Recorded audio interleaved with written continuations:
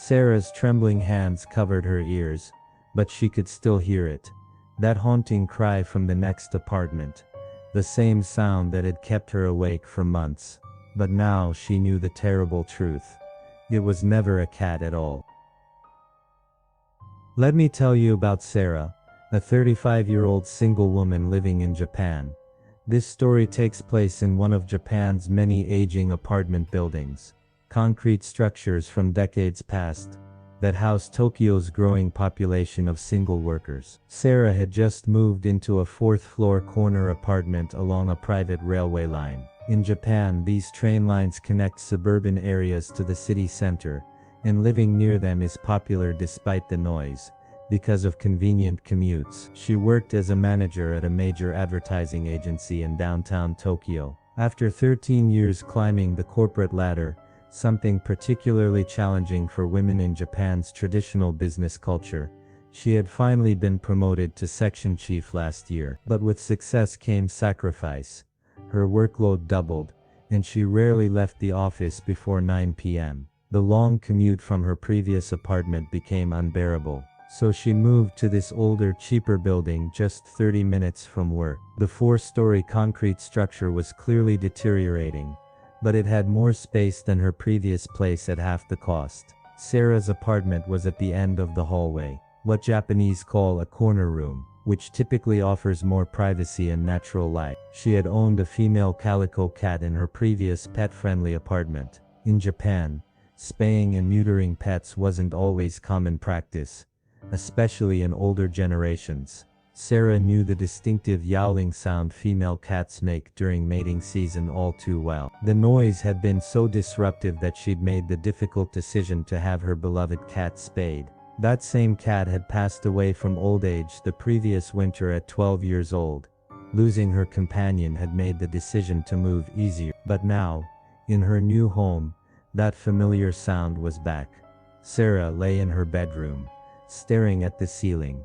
Through the thin walls, typical of older Japanese apartment construction, came that unmistakable cry, the desperate, almost human-like wailing of a female cat in heat. It must not be spayed, she muttered to herself.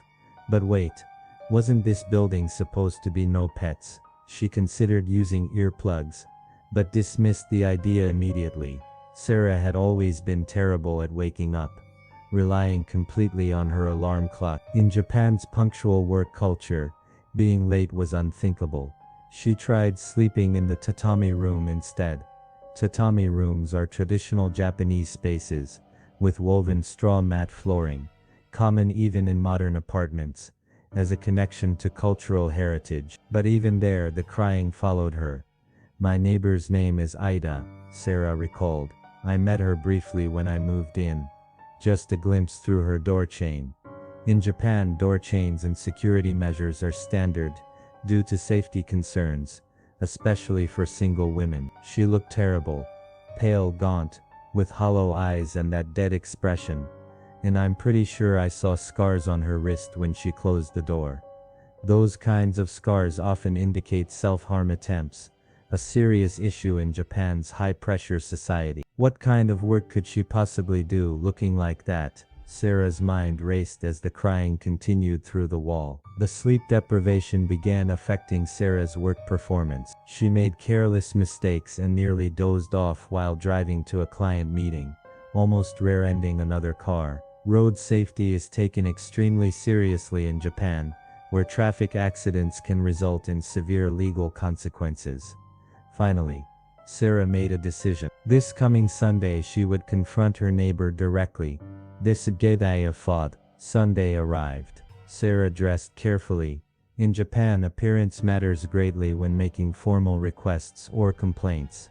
She walked to the neighboring apartment and pressed the doorbell beneath the nameplate reading Ida. Ding dong. After a moment she heard the metal clicking of multiple locks being undone. Japanese apartments typically have several security locks due to safety concerns. The door opened with a rusty creak, revealing half of a pale woman's face. Those same dead, fish-like eyes stared back at her. Sarah took a deep breath and spoke politely. I'm terribly sorry to disturb you so early. I came to discuss your cat's crying. which I can hear through the walls. I don't mean to be rude, but it's affecting my sleep. I understand you may have your circumstances, but perhaps you could consider having the cat spayed. In Japanese culture, this kind of indirect apologetic approach is necessary when making complaints to avoid social conflict. Ida listened expressionlessly, then simply slammed the door shut. Dang, Sarah stood there, stunned-eyed. That night, lying in bed, Sarah tried to make sense of the encounter. Maybe Ida was trying to tell me she doesn't own a cat. But the sound continued, that sticky, desperate crying that was unmistakably from a female cat in heat. Sarah got up and began searching her apartment systematically. She moved from the bedroom to the living room, then to the traditional tatami room, bathroom and toilet. Japanese apartments typically separate the toilet from the bathroom, a cultural practice for hygiene and practical reasons. Finally, she pinpointed the source. The sound was strongest at the wall in the back of the tatami room. If the layout is the same as mine, that should be behind her closet. The tatami room connects to the bedroom on the south side, which explains why I heard it so clearly from my bed. So Ida locks her cat in the closet at night. Even from inside her own apartment, the crying was audible. How could Ida sleep through such noise right next to her? Sarah pressed her ear against the wall. The sound seemed almost pleading, like cries for help. She pulled back and noticed something she'd never seen before.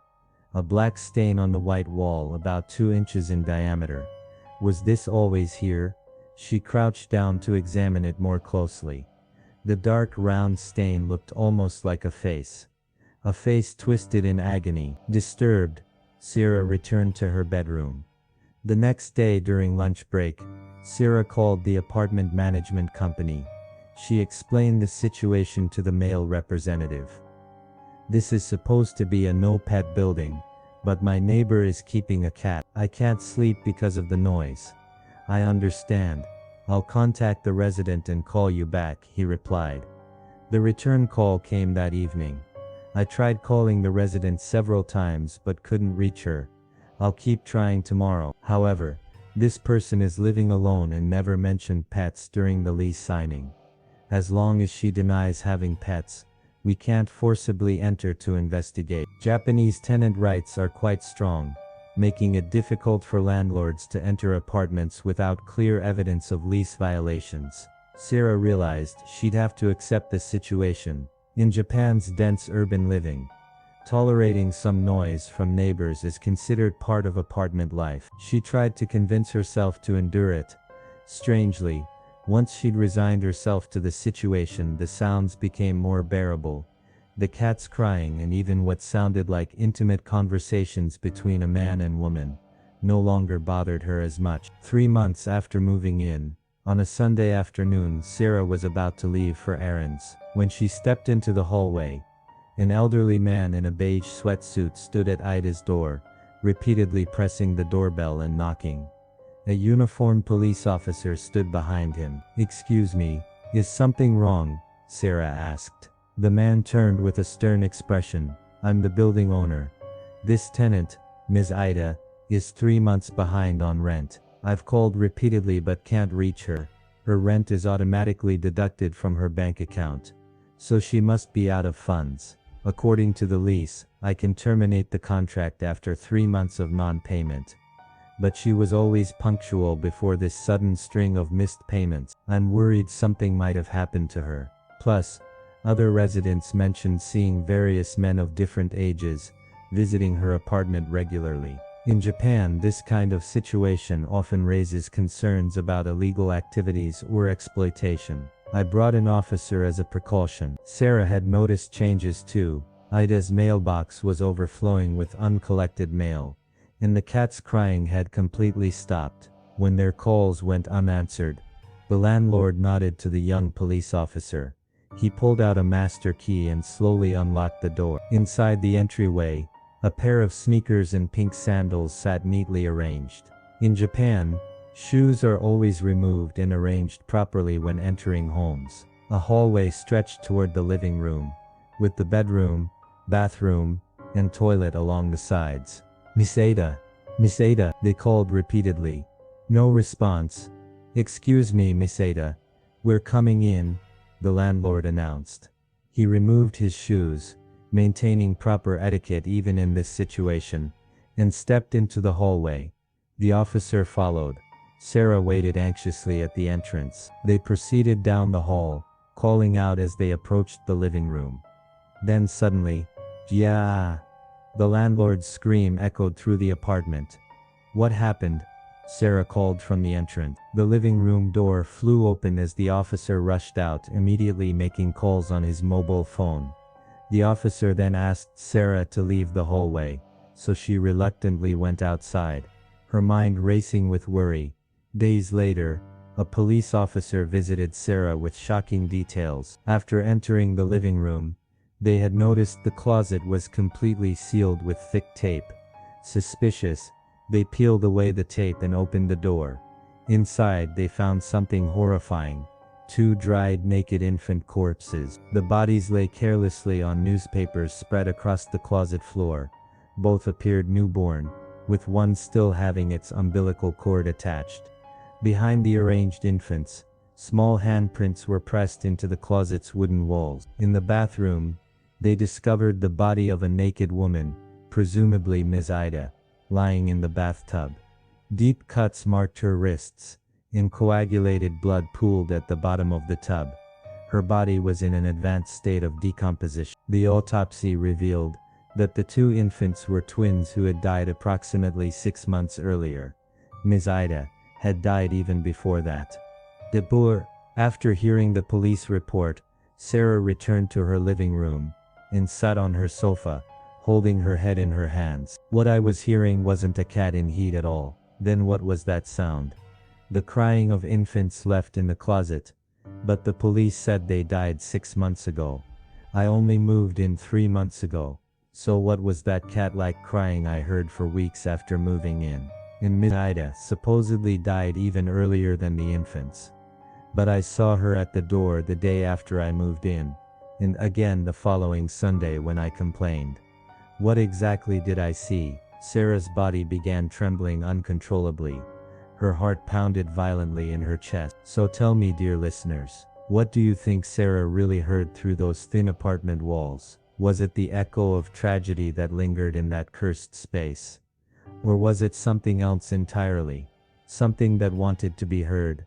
Something that needed to be found? The next time you hear strange sounds from your neighbors, will you investigate? Or will you simply cover your ears and pretend you hear nothing at all?